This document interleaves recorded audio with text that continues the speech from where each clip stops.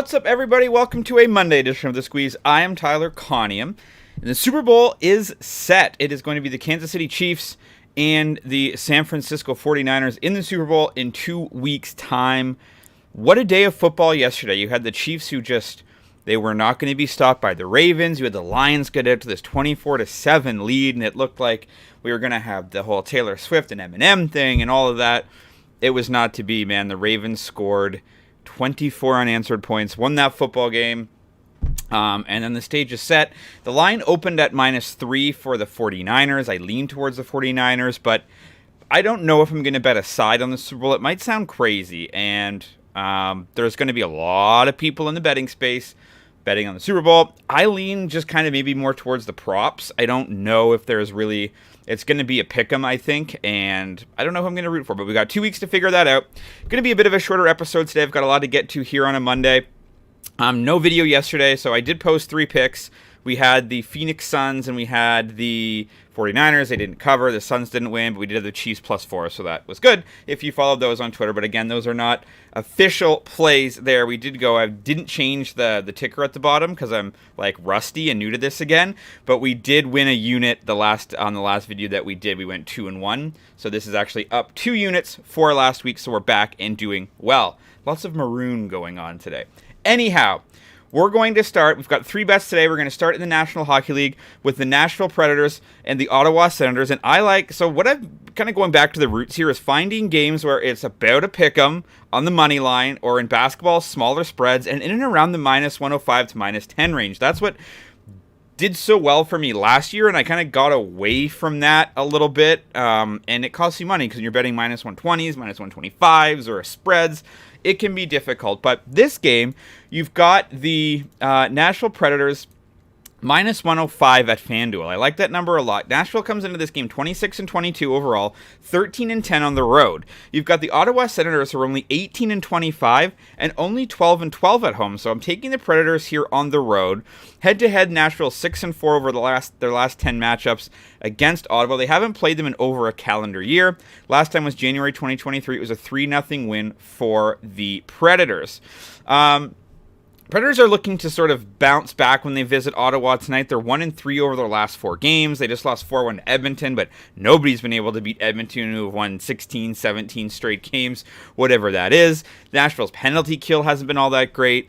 But the Senators have been sort of hotter than they normally are, and I think they're sort of going to regress here. They have lost 2 straight, but previous to that, they'd won 3 of 4. They just lost to Boston 3-2. They lost to the Rangers 7-2. They got kind of handled by them there. And I just think that's who the Ottawa Senators are. I don't think they're really quite there yet. Saros is going to be back in net for Nashville tonight. He's 19-18 with a 2.91 goals against. I just think he's the better team. I think Nashville is the better team, as I mentioned, 26-22. They're going to start looking to start fighting for playoff spots as we head into the All-Star break here. Ottawa is not all that great. Nashville's actually a better team on the road than they are at home. So with the -105, I will take the Nashville Predators just straight up on the money line. Another bet that I like straight up on the money line is you've got the Brooklyn Nets -104 at FanDuel. Like I said, I like these games that are just pick'ems. I don't have to worry about points or anything else, and you're getting almost even money. So if they lose, you're not losing 1.2 units paying the juice. So 1.05 units on Nashville, 1.04 units here on the Brooklyn Nets. Ben Simmons is expected back tonight for the Brooklyn Nets. Is that a good thing? Is that a bad thing?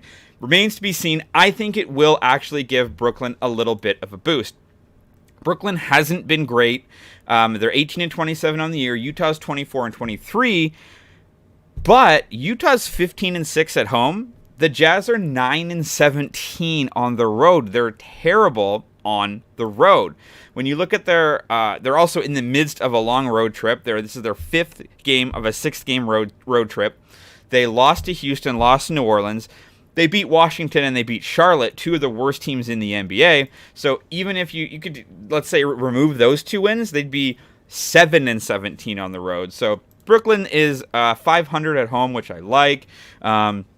The Nets, like I said, haven't been great lately, but they are expected to get Ben Simmons back tonight. He last played in November 6th. He's appeared in 48 games since being acquired from the Philadelphia 76ers. And the Nets are 27-21 with Simmons on the floor. I just think he's going to be able to bolster them enough. Their roster is actually pretty good after they traded James Harden. I think it helped them quite a bit. And I like their coaching as well. So I just think the Brooklyn Nets have the edge there with Ben Simmons returning. Utah, like I said, they've been bad on the road, and they're in the middle of this really long road trip that's going to see them play Brooklyn tonight, and they've got the Knicks coming up after that. So give me the Brooklyn Nets straight up on the money line. That's minus 104 at FanDuel. And the last bet of the day, staying in the NBA. This one is a spread, but it's, again, almost even money. You've got the Oklahoma City Thunder at home to the Minnesota Timberwolves. I'm taking the Thunder minus 2.5. This is minus 105 at Bet365. You could buy this down. I wanted to get it at minus 2, but then you're paying minus 120, and, Minnesota could very easily win this game or win it by 1. So I don't want to play around with paying 120 if I don't have to over half a point. If Oklahoma City wins by 2, by 1, or loses whatever, I'd rather pay the 105 than the minus 120. This is a battle of the top two teams. Two of the top teams in the Western Conference both come in with a record of 32-14. Minnesota 15-10 at home.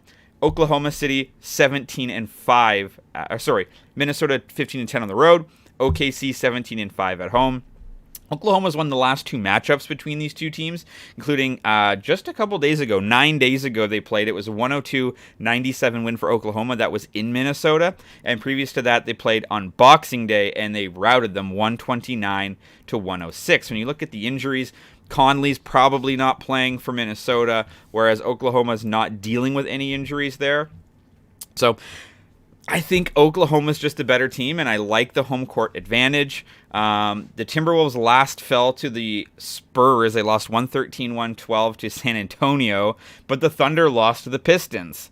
So that's going to be interesting. Both teams have lost to 2 of the worst teams in the entire NBA. As mentioned, the Thunder have won 2 of the last 3 meetings, and I mean, it's going to be a fun battle between Shai Gilgeous-Alexander and Anthony Edwards, absolutely. So I'm very excited for that. Monday is the finale of a 4-game road trip for the Minnesota Timberwolves. So they've been on the road a little bit, and they're also going to go back home and play Oklahoma City again. So this should be a bit of a back-and-forth battle. Thunder have won 7 consecutive games at home. So I like the Oklahoma City Thunder in this. I don't mind paying minus 105 to get to the 2.5. If you did want to buy it down to minus 120, you can get them at 2 points. So that is your betting card for today. I'm going to take the Nashville Predators on the money line, minus 105 at FanDuel. Give me the Brooklyn Nets on the money line, minus 104 at FanDuel. And give me the Oklahoma City Thunder, minus 2.5 for minus 105 at Bet365. As always, drop a comment if you're fading or following. You can follow me across all the socials linked in the description and on the screen there. Your audio is back on Apple and back on Spotify. Have a great Monday. No video tomorrow. And we'll get back into it on Wednesday. Let's talk sports.